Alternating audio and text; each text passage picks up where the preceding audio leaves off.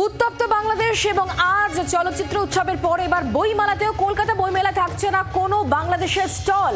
বাংলাদেশ সরকারের পক্ষ থেকে কোনো আবেদন করা হয়নি। বইমেলায় বাংলাদেশের কোনো প্রকাশনা সংস্থা থাকছে না। আপনাদেরকে জানাচ্ছি ওপার বাংলা উত্তপ্ত এবং তার আজ চলচ্চিত্র উৎসবের পর এবার কলকাতা বইমেলাতে থাকছে না কোনো বাংলাদেশের স্টল। বাংলাদেশ সরকারের পক্ষ থেকে কোনো আবেদন করা হয়নি। বইমেলায় বাংলাদেশের কোনো প্রকাশনা সংস্থা ও স্টল থাকছে না। পরিস্থিতির পরিবর্তন হলে অন্যদের মধ্যেও কিন্তু এই স্টলের কথা বলা হচ্ছে, কারণ বাংলাদেশের যে পরিস্থিতি, যেখানে অশান্ত পরিস্থিতি, নৈরাজ্য, আর সেই জায়গায় বাংলাদেশের আজ এপার বাংলাতেও চলচ্চিত্র উৎসবের পর এবার কলকাতা বইমেলাতেও কিন্তু বাংলাদেশের কোনো প্রকাশনা সংস্থা এবং স্টল থাকছে না। এই বিষয় নিয়ে আমাদেরকে আরো জানাবেন শ্রেয়সী গঙ্গোপাধ্যায় এই মুহূর্তে আমাদের সঙ্গে রয়েছেন, আমাদের প্রতিনিধি সরাসরি। শ্রেয়সী,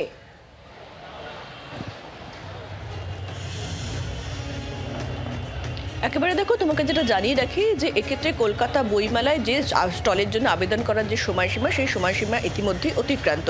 এবং প্রত্যেকবার যেটা হয় যে কলকাতা বইমেলায় বাংলাদেশে যে সমস্ত প্রকাশনা সংস্থা তারা কিন্তু আবেদন করেন, তারা নির্দিষ্টভাবে বাংলাদেশ সরকার এবং দূতাবাসের মাধ্যমে তারা কিন্তু আবেদন করেন। কার্যত সেই অনুযায়ী দেখা যায় যে প্রায় 3000 স্কোয়ার ফুট এলাকা জুড়ে একটা নির্দিষ্ট প্যাভিলিয়ন তৈরি হয়, যেটা বাংলাদেশ প্যাভিলিয়ন নাম দেওয়া হয়। এবং সেখানে কিন্তু প্রায় 45 থেকে 50 জন প্রকাশক তারা আসেন, বাংলাদেশে বিভিন্ন প্রকাশিত পুস্তক নিয়ে, বই নিয়ে তারা কিন্তু সেখানে আসেন।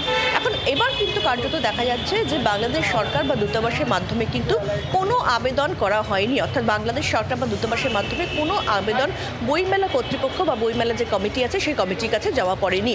তবে হ্যাঁ, এর ক্ষেত্রে যেটা হয়েছে, দু একজন যারা প্রকাশক তারা ব্যক্তিগতভাবে কলকাতা বইমেলা কমিটির কাছে, আয়োজক যে কমিটি সেই কমিটির কাছে তারা আবেদন করেছেন, কিন্তু সেক্ষেত্রে কিন্তু তাদেরকে কোনোভাবে এই মুহূর্তে স্টল দেওয়া হচ্ছে না।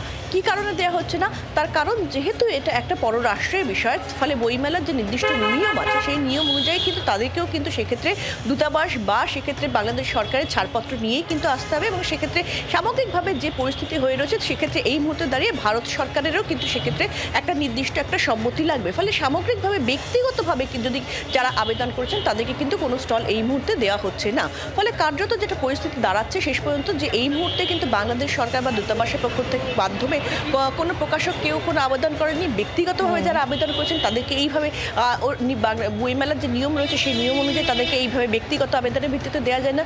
ফলে এখনো পর্যন্ত যা পরিস্থিতি, তাতে কিন্তু এবারে যে বইমেলা, যেটা জানুয়ারি মাসে আমরা জানি যে শেষ সপ্তাহ থেকে শুরু হতে চলেছে, সেই বইমেলাতে কিন্তু বাংলাদেশের কিন্তু কোনো স্টল থাকছে না। তবে হ্যাঁ, এক্ষেত্রে কিন্তু বইমেলার যে আয়োজক কর্তৃপক্ষ তারা যেটা ভাবছেন যে এক্ষেত্রে তারা নির্দিষ্টভাবে ওই যে জায়গাটা বাংলাদেশ প্যাভিলিয়ন হয় সেই জায়গাটা আপাতত তারা খালি রাখছেন। কেন খালি রাখছেন? তারা মূলত যে খালি রাখছেন সেই খালি রাখার পেছনে কারণ হচ্ছে যে যদি এই 1.5 মাসের মধ্যে পরিস্থিতির কোনো পরিবর্তন হয়, তাহলে কিন্তু সেক্ষেত্রে যেটা হবে, সেটা তারা যেটা ভাবছেন যে তাহলে পরিবর্তন হলে তখন যদি বাংলাদেশ সরকার বা দূতাবাস কিংবা ভারত সরকার মাধ্যমে যদি কোনো কিছু হয়, তাহলে সেক্ষেত্রে তাদেরকে যাতে স্টলটা দিয়ে দেওয়া যায়। কিন্তু সেরকম যদি না হয়, তাহলে শেষ পর্যন্ত ওই জায়গাটা অন্যদের মধ্যে বিতরণ করা হবে। কিন্তু এখনো পর্যন্ত যা পরিস্থিতি, তাতে এবারে বইমেলায় কিন্তু বাংলাদেশের কোনো স্টল কিন্তু থাকছে না। শ্রেয়সী, ধন্যবাদ আমাদের সঙ্গে সরাসরি থাকার জন্য। এবার আপনাদেরকে শোনাবো বুকসেলার্স এবং পাবলিশার্স গিল্ডের তরফ থেকে ত্রিদীপ চট্টোপাধ্যায়, তিনি ঠিক কি বলেছেন এই বিষয় নিয়ে শোনাবো।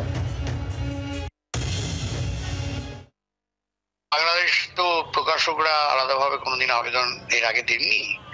তো বাংলাদেশ একটি প্যাভিলিয়ন হয় বইমেলায় আমরা জানি, এবং সেটাতে প্রায় ওই 45 থেকে 50 জন প্রকাশক ওই একটা প্যাভিলিয়নের মধ্যেই থাকেন। এবং সেটা সরকারি হাই কমিশন থেকে আমাদের সঙ্গে যোগাযোগ করা হয়, সেগুলো এবছর কোনোটাই হয়নি। বাংলার আওয়াজ, বাঙালির আবেগ, জি 24 ঘন্টা।